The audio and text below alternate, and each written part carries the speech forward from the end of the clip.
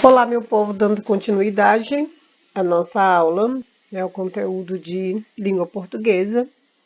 Eu quero que vocês leiam, prestem bastante atenção e leiam atentamente os títulos abaixo, certo?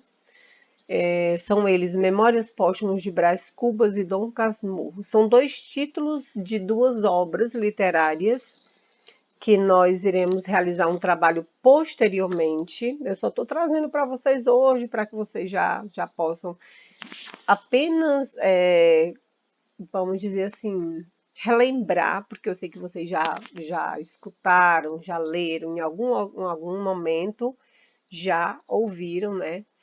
Já leram esses títulos. Memórias Póstumas de Brás Cubas, Dom Casmurro, tá certo? Guarde bem esses nomes em sua memória, pois nós ainda falaremos muito sobre eles. Podem ter certeza disso. Só mais uma vez, Memórias Póstumas de Brás Cubas e Dom Casmurro. Também na aula de hoje nós estudaremos sobre o realismo e realismo. Como assim, professora? Realismo tem dois nomes aqui, realismo e realismo. Vocês perceberam que cada um está escrito com uma inicial diferente, né? Letra R, porém, a inicial é uma maiúscula e a outra minúscula. Professora, tem diferença? Tem, é isso que a gente vai ver, né? Sabem diferenciar quando o realismo, o que é o realismo, quando é que eu escrevo com R maiúsculo e quando é que eu escrevo com R minúsculo. Por que eu preciso saber disso, professora? Porque vai ter um momento que você, primeiro, existem duas escritas e com certeza existe uma diferença entre, né? Então, quando usar o maiúsculo e quando usar o minúsculo e por que há essa diferença. Então vamos lá, não confunda. Realismo com R maiúsculo designa um estilo de época que predominou na segunda metade do século XVIII. Então, foi um estilo de época, certo? Que predominou lá na segunda metade do século XVIII. Então, sempre que eu for dizer, o realismo foi uma escola literária, Machado de Assis foi o grande representante no Brasil do realismo. Nunca eu vou poder botar esse realismo com R minúsculo. Sempre vai ser com R maiúsculo, porque eu estou me referindo a um estilo de época, certo? Agora, se eu digo o realismo da obra literária Dom Casmurro é algo fascinante, então esse realismo não, aí ele já vai ser com R minúsculo, né? E o que seria esse realismo com R minúsculo? Pode ocorrer em qualquer época, sempre que se procurar reconstruir, perdão, a realidade ficcionalmente, porém de maneira mais objetiva. Então, uma diferença bem básica entre eles, né, para você não confundir.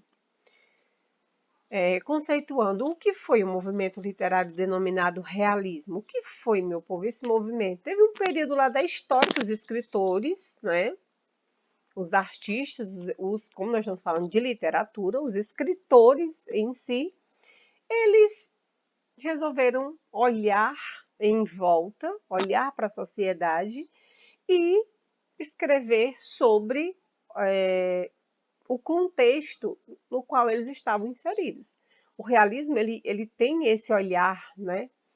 Esse olhar mais, vamos dizer, objetivo e crítico para o contexto. Ele não sai do contexto em que eles estão inseridos. Ele não faz como o romantismo, que vai lá para outro século, que vai buscar, que vai idealizar. Não. O realismo ele não busca idealizar, ele busca retratar com objetividade o contexto no qual eles estavam inseridos. Eles quem? Os escritores, né? E aí, meu povo, no Brasil, tudo começou a partir de 1881, claro, né? Com Memórias Póstumas de Brás Cubas. Lembra que nós já falamos, né, em outro slide aqui lá no início, sobre essa obra literária e ela marca sim o início do realismo no Brasil. Realismo com R maiúsculo. Não esqueça, o principal escritor realista no Brasil foi com certeza Machado de Assis, sem sombra de dúvidas, não esqueçam disso de forma alguma, certo? E aí, conceituando, né, mais algumas informações aí para conceituarmos, né, diferente da escola anterior, que era o romantismo, né, o romantismo veio antes, o movimento literário do realismo rompe com a idealização romântica e a linguagem subjetiva. Então, sai o subjetivismo e entra o objetivismo. Visava retratar o homem situado em seu cotidiano, as relações por interesses. Machado vai dizer isso: o homem é movido a interesses. O homem não faz nada, nada sem ser movido por interesse. É esse contexto que Machado vai trazer para as suas obras. Perfeitos, né? Perfeito, na verdade. O elemento feminino analisado por outra perspectiva e uma tendência ao subjetivismo. Então, o elemento feminino, ele apresenta a figura feminina, né? Ela é analisada é sobre uma outra perspectiva, totalmente diferente da maneira como a figura feminina era é, apresentada, né? Analisada lá no romantismo.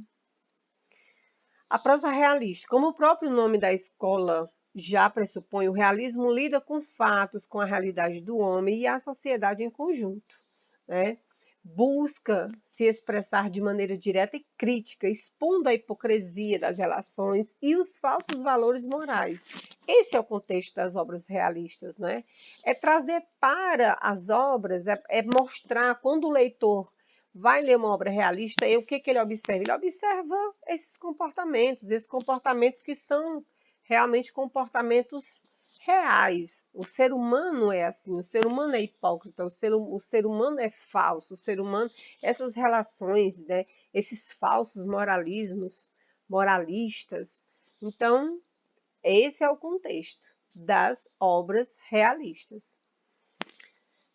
Possui um caráter descritivo, né, a prosa realista, e a presença de muitos adjetivos voltados a capturar o real como ele é. Sua principal temática é o amor, pois visa desconstruir a visão idealizada romântica e o sentimento de vassalagem. Então, assim, esse ideal de amor idealizado, aquela coisa vai ser totalmente desconstruída, né? Nesse sentido, o amor platônico pela figura feminina é desconstruído e a mulher, ela passa a ser retratada com qualidades concretas, mas são os seus defeitos que ganham destaque pelo narrador, assim como suas mentiras e o seu caráter destemido. A mulher é sobre uma outra perspectiva que a mulher realista, a personagem, né, que vai representar essa mulher realista, ela vem sobre uma outra perspectiva.